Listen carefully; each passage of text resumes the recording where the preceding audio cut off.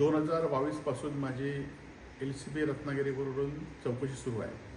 खरं तर चौकशीला माझा कुठलाही त्यावेळी विरोध नव्हता आणि आताही विरोध नाही आहे। परंतु आपण बघितलं असाल की गेल्या 5 वर्षामध्ये अनेक वेळा या चौकशीच्या निमित्ताने माझ्याशी संबंधित असलेल्या अनेक लोकांची चौकशी केली, त्याचे जबाब घेतले। अधिकारी बदल असतात तशा पुन्हा चौकशा सुरू होत असतात किंवा राजकीय वातावरण बदललं की पुन्हा चौकशा सुरू होतात।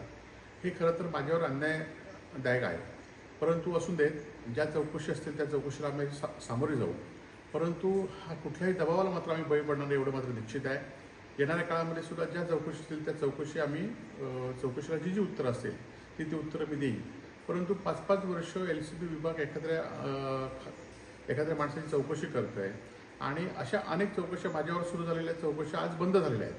परंतु माझी चौकशी सुरू आहे, हा माझ्यावर अन्याय आहे आणि या विरोधात सुद्धा मी लढणार आहे आणि ह्या विरोधात सुद्धा चौकशीला मी सामोरं जाणार आहे।